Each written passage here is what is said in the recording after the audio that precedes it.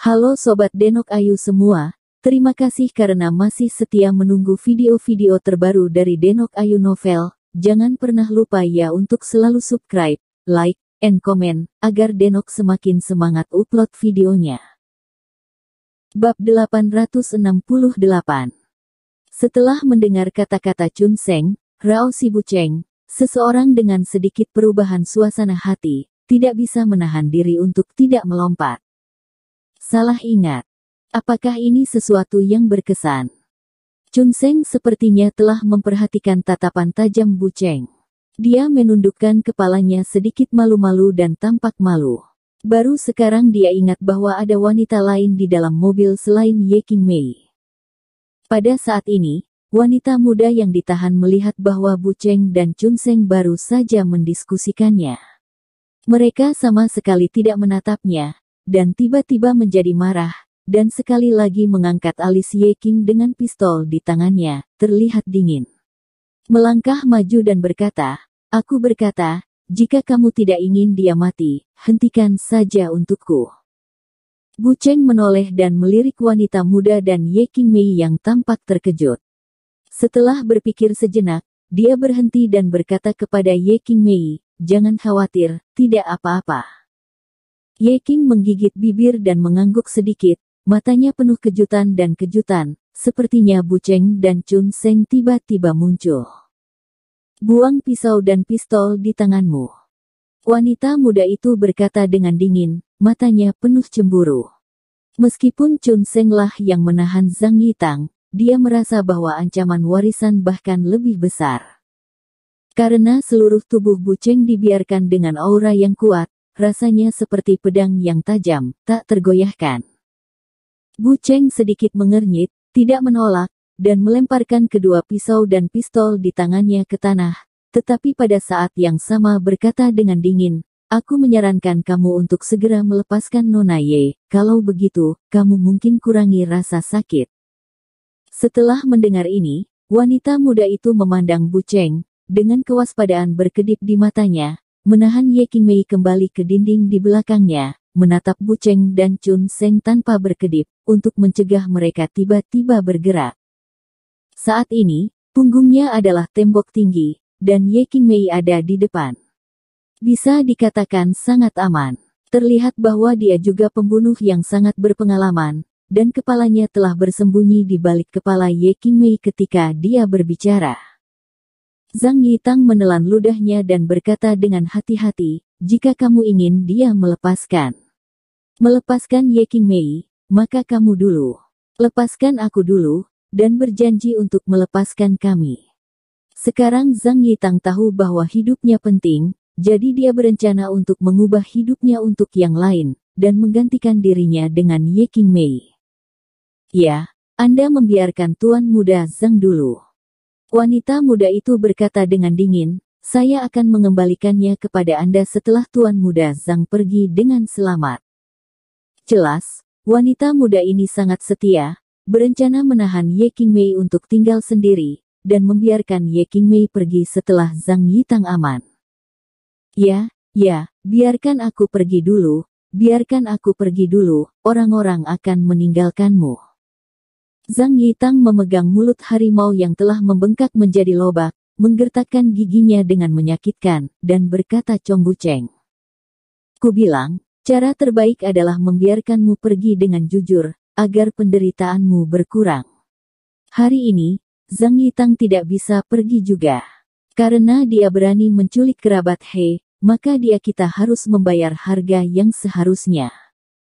Buceng tidak berbicara dengan Zhang Yitang dan wanita muda itu sama sekali, dan berkata dengan percaya diri bahwa dia agung, seolah-olah dia sudah menguasai inisiatif dan tidak berencana untuk menegosiasikan persyaratan dengan Zhang Yitang dan yang lainnya. "Buceng, apa kamu ingin membunuh Ye Qingmei?"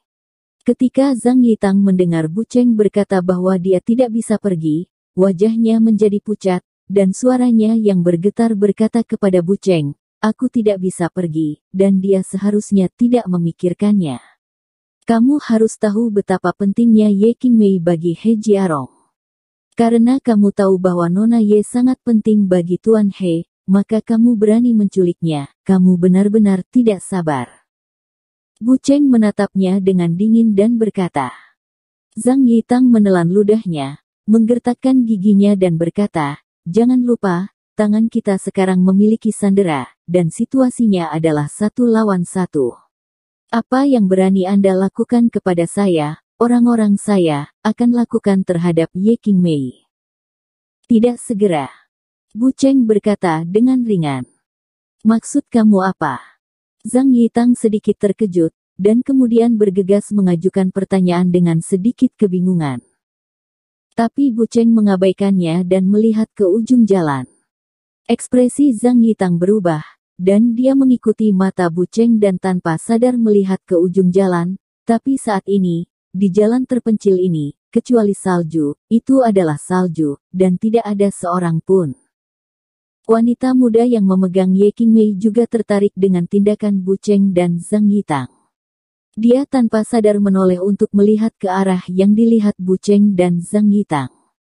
Pada saat ini, dia tiba-tiba merasakan sesuatu yang aneh di kepalanya.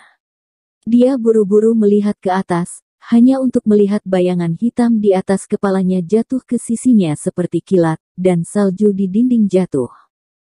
Hati wanita muda itu tiba-tiba tenggelam, dan dia bereaksi dengan cepat, dan buru-buru mengarahkan pistol di tangannya ke bayangan yang jatuh, tetapi pada saat ini, bayangan itu melintas di tangannya.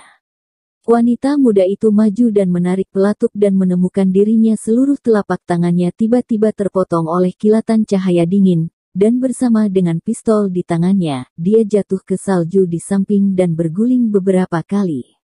Darah langsung mewarnai merah salju. Karena adegan ini terjadi terlalu sering, wanita muda itu tidak merasakan sakit sama sekali, tapi ketakutan yang besar masih membuatnya ketakutan. Dia berteriak, "Ah!" dan kemudian mengendurkan lengan yang mencekik alis Ye Qing dengan telapak tangannya. Memegang erat lengannya yang patah. Melihat pemandangan yang begitu menakutkan, Ye Qingmei tidak bisa menahan untuk tidak berteriak, "Ah!" buru-buru berlari ke samping dan memeluk dadanya erat-erat. Wajah wanita muda itu pucat, dan seluruh tubuhnya gemetar karena dia dikejutkan oleh rasa sakit yang hebat. Dia berlutut di tanah, meratap lagi dan lagi. Pada saat ini, bayangan hitam perlahan mengangkat kepalanya, dan wajahnya dengan bekas luka cerah sedikit mengerikan di bawah cahaya-cahaya. Seluruh wajah seperti kulit kayu mati, tanpa ekspresi sedikit pun, itu adalah Bai Rentu. Dia baru saja memperingatkanmu. Bai Rentu memandangi wanita muda itu tanpa simpati, dan berkata perlahan, tapi kamu juga harus bersyukur bahwa apa yang baru saja aku potong bukanlah kepalamu. Berbicara tentang Bai Rentu, dia dengan lembut mengguncang pisau tajam yang masih berlumuran darah di tangannya, mengeluarkan darah. Terlalu lambat. Pada saat ini, Bu Cheng berjalan perlahan, dan dengan lemah berkata kepada Bai Rentu, jika bukan karena keahliannya yang buruk, kamu tidak akan bisa mendapatkannya. Saat ini, dia masih tidak bisa lupa untuk mengejek 100 orang. Jika Anda tidak yakin, Anda bisa mencoba. Bai Rentu berkata dengan ringan. Oke, coba. Bu Cheng berkata dengan suara dingin tanpa menunjukkan kelemahan. Kakak Bu, Kak Niu, berhentilah berdebat. Pada saat ini, Chun Seng bergegas maju dan berteriak dengan pembantaian 100 orang, dan berkata dengan bingung, apa yang harus dia lakukan? Bu Cheng dan Bai Rentu menoleh, hanya untuk mengingat bahwa Chun Seng masih menahan Zhang Yitang. Karena Ye Qingmei sudah keluar dari bahaya, Chun Seng tidak bisa menahan perasaan sesak saat memegang Zhang Yitang di bawah kepalanya. Dia tidak tahu apakah akan melepaskan Zhang Yitang. Bawa dia ke dalam mobil, kata Bu Cheng dengan tenang. Oh bagus. Chun Seng buru-buru setuju, dan dia tidak bisa menahan kekuatan di tangannya, menarik Zhang Yitang ke dalam mobil. Pada saat ini, Zhang Yitang melihat pemandangan di mana telapak tangan wanita muda itu terpotong tadi, dan wajahnya memucat ketakutan. Dia pulih dari dorongan Chun Seng, dan berkata dengan nada bingung, Ye Qingmei telah Apa lagi yang ingin kamu lakukan? Pada saat ini, kakinya gemetar, tetapi dia masih menekan dengan keras ke tanah, menekan dada Chun Seng dengan tubuhnya, dan tidak ingin masuk ke dalam mobil. Dia sedikit ketakutan setelah melihat pemandangan tadi, dan sekelompok orang ini juga sial. Tanpa mengucapkan sepatah kata pun, dia hanya memotong tangan manusia. Dia tahu bahwa jika dia dibawa ke dalam mobil, dia mungkin akan memiliki lebih sedikit lengan dan kaki bahkan jika dia tidak mati. Naik, naik. Chun Seng merobek kerah Zhang Yitang dan mendorongnya ke atas sambil berteriak, tetapi Zhang Yitang dengan keras kepala memegangi pintu mobil dan meraung keras, "Tolong! Tolong!" Bu Cheng sedikit mengernyit melihat bahwa Chun Seng malu bersikap kasar pada Zhang Yitang. Dia berlari ke mobil dan tiba-tiba menendang pinggang Zhang Yitang. Zhang Yitang membuat embusan dan jatuh ke dalam kereta, hampir mematahkan pinggangnya, lalu mengeluarkan beberapa jeritan. "Apakah kamu melihatnya? Saya akan melakukannya di masa depan." Chong Chun Seng berkata dengan dingin, "Ingat." "Oh, ingat." Chun Seng menggaruk kepalanya karena malu. "Naik." Bu Cheng Chong Chun Seng menggelengkan kepalanya dan melihat bahwa Ye Qingmei masih terlihat pucat dan memandangi wanita muda yang sedang berlutut di tanah dan meratap. "Apakah kamu masih di sini?" Ye Qing mengerutkan alisnya, lalu menoleh dan mengikuti langkah-langkah ke Lincoln di belakangnya, sementara Bai Rentu mengikuti Chun Seng ke dalam van.